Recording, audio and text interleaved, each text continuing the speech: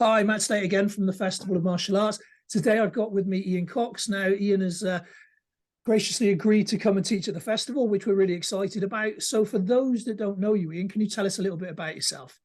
Yeah, of course I can. I've been involved in martial arts since I was 5 years old. Started off with judo. I was part of the Great British Judo team till I was 21. I trained full time for quite a few years. I've been coaching since I was 15 years old. Got into MMA. I started MMA in the late 90s. Retired in 2010. Again, I coach a lot of MMA. I also train in a lot of sort of reality-based martial arts. I worked the doors for nearly 20 years. So yeah, that's pretty much it, really. Okay, so pretty well rounded overall then. Yeah. What I tend to do is I just ask people various things in and around the things that I'm interested in, and by definition, I think because I'm interested in it, most martial arts people would be, hopefully. So one of the first things, because it's something that I find fascinating in regards to the judo and stuff that you mentioned. You're not a young guy anymore, if you don't mind me saying that, in the sense that you're not 25 in the same way I'm not. How do you keep the training up at the intensity with the fact that we're all getting a little older and we don't bounce like we used to? It's hard, isn't it? Yeah, injuries that used to heal within sort of 2-3 days, and now taking 2-3 weeks or months. It's just the way it is, unfortunately, isn't it? It's just a case of training smart. Obviously, the older you get, or if you've got injuries or anything like that, it's about training around them. It's about, like you say, you can't train like I could do when I was in my 20s. I know that. Yeah, it's a hard thing to accept that sometimes, because it's mentally you still want to do it, and especially if if you get into a bit of a session or a bit of a sparring session or whatever, and people are trying to push a pace or whatever, it's mentally you still want to do these things, don't you? But it's just a case of you've got to be sensible. But again, there's no reason you still can't push yourself. There's no reason you can't spar. There's no reason you can't train hard. It's just training smart, really. Yeah, no, absolutely. I agree with you. So you've had a pretty good idea of most things in the sense of your history. You've had, the sporting application, the reality application, everything in between. How have you found the alignment between the two? Because again, there's lots of different people with lots of different viewpoints on this. So, when you went to, when you started on the doors and things like that, was there if you like, a period of time where you had to try and figure out what you were doing for that environment, or did it come naturally? It kind of came quite naturally to me, because the way I started on the door was basically I started training with there's a guy from Loughborough, a well-known guy called John Skillen. He's well known in the martial arts world, well known in the sort of the door world as well. I was a kid. I was sort of 14, 15 years old, and because of my judo background, I was at that age I was still a very high level judoka. I was like national level. But all the old school doormen back then, we're talking sort of late 90s, mid to late 90s, they all used to get together and train. Like John used to run a session for them, which was a bit like the old school animal days, going back to back then. And obviously I used to go along to these sessions on a Tuesday. So for probably 6 months or so before I started actually on the door, I used to do these sessions with the doorman, and obviously we had a lot of the old school doormen that used to do a lot of judo with us as well. So I was always around that environment and sort of learning off people like John and the guys that I learned off. They obviously are very sort of very realistic. They are very reality based. There was no sort of mystical fantasies about this is going to work and this is going to work and this technique's going to work. It was the guys are very, very knowledgeable, very sort of truthful, which is what I learned off them at an early age, that obviously a lot of stuff doesn't work in the street. It doesn't work on the door. I probably had the added advantage over there. Sorry, I lost you there. So yeah, I've probably had my fair share of confrontations before I started on the door as well. So it's not like I was completely naive, like a lot of martial artists think.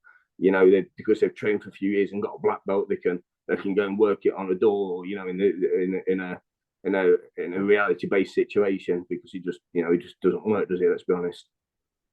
No, well, that's it. I mean, that's one of the reasons why I asked the question, because I find the people that I speak to from all different sort of backgrounds that have gone into security work, quite often they find that they had to interpret, if you like, what they'd learned a little bit to make it fit that environment, which makes perfect sense, because if you're training for a ring, a boxing ring is different to training for a cage. If you're training for a cage, it's different to training for open mats, flat mats, that kind of thing. And so everything has its different nuances. So it makes perfect sense.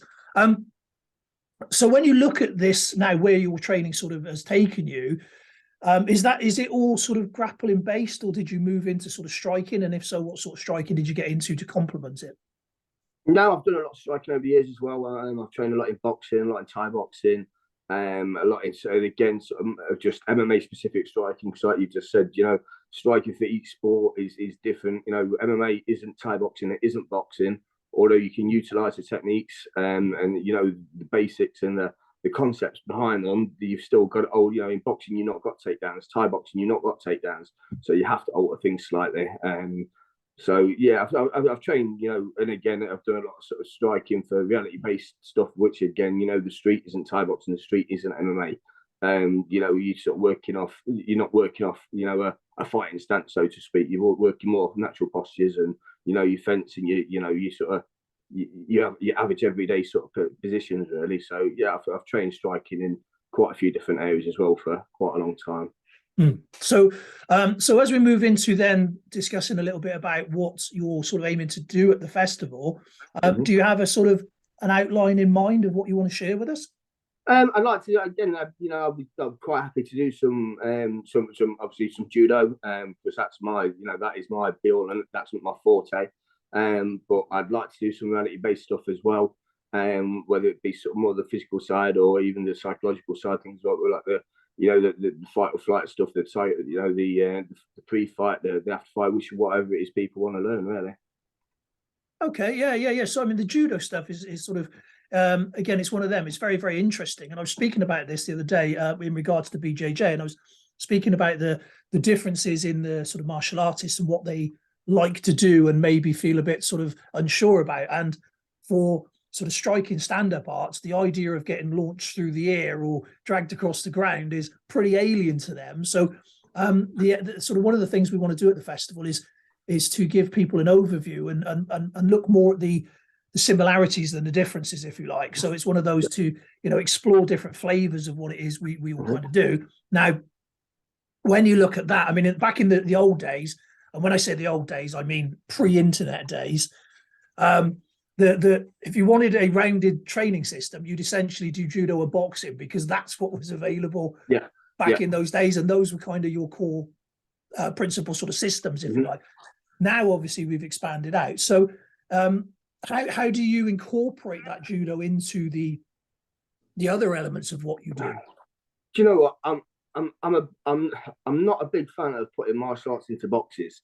At the end of the day, to me, grappling is grappling, striking is striking. What we have is different rule sets for competitions in different sports. The actual techniques, people always comparing judo and BJJ, this, that, the other.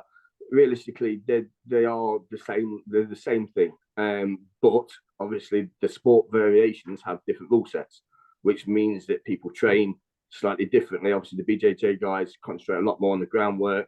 A lot of the groundwork over the years, competition judo has been taken out because the powers that be decided that it wasn't spectator friendly or whatever. Little did they know that obviously the explosion of MMA and BJJ was going to come along just as they took everything out. But if you take everything back down to its down to its core, back down to its grassroots, it's all the same stuff. Same with striking. If you look at Thai boxing and boxing, let's compare the two. The punches are punches are punches. There's only certain ways you can throw a hook. There's only certain ways you can throw a cross or a jab. It is what it is. It's just, so I think sort of trying to incorporate, people trying to say that they incorporate one art into another art, into this, that, the other. I think they're sort of missing the bigger picture. I think they're missing the fact that that technique, okay, it might not be in the current sport rules, the current sport recognized competition standard of that sport, but you go back 50 years, 100 years, whatever, it was there. That technique was part of that art.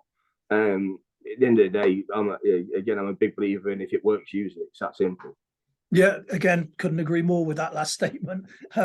Yeah, it's all branches off the same tree, isn't it? Fundamentally, that's the thing. And but yeah, the question there was more around the I tend to find at my club and places that I go, you've got the stand-up guys like the kickboxers and that sort of thing. They really don't like the grappling because it's an alien space for them, and they certainly don't like being thrown. In the same way that the grapplers, generally speaking, don't like getting punched in the face. Not that any of us like the whole thing, but what the reason that I sort of mentioned that is because at the festival, what I want people to do is I want people to do something that they wouldn't normally do. I want them to step outside of that comfort level a little bit and just take a look and explore some of the other things that are available, because essentially, if the principles are good, they'll apply no matter what style or discipline or variant that you do, and it's trying to find them similarities. So so the whole point of it really is for that kind of thing. Now, how can people find you? How can people reach out to you if they want to get in contact? How can they do that? Because I believe you're opening a new club soon. In the next few days. I do. I mean, I made the move. I mean, I'm from Leicester originally. I lived there for most of my life. I've had several clubs and gyms over the years. I made the move to sunny Suffolk about 6 months ago, to be with my partner and my youngest daughter. So I'm opening the gym in Brandon in Suffolk, so people can find that on Facebook or on Instagram, which is Roding Combat Centre. Or they can find me personally. It's just obviously Ian Cox. Actually, my Facebook is Ian Cox. There's a couple on there because I've managed to lose my phone and log myself out, and I'm not the most technologically advanced person, so I forgot password. So yeah, my current Facebook is Ian Cox here, which is actually one that I've got you guys and whatever on. Yeah, fantastic. So is that going to be open to the general public, teaching classes in various things? Yeah. I've got classes in judo, boxing, striking, self-protection. What else we got? Judo, boxing. What else we got? Kids classes, and all sort of just a mixture of everything. MMA, pure MMA classes as well. So just a bit of a mixture of, what, again, I like reality. I like reality stuff. I like stuff that works. So it's the core sort of principles of striking and grappling that's going to be there, really. Yeah, no, fantastic. So if you're down that way, guys, do go and check him out. Well, thank you for having a chat with us, and we look forward to seeing you at the festival. And yeah, if people want to contact you, then reach out on Facebook, and we'll speak soon. Much appreciated. Thank you so much. Cheers, buddy. Bye-bye. Take care, mate.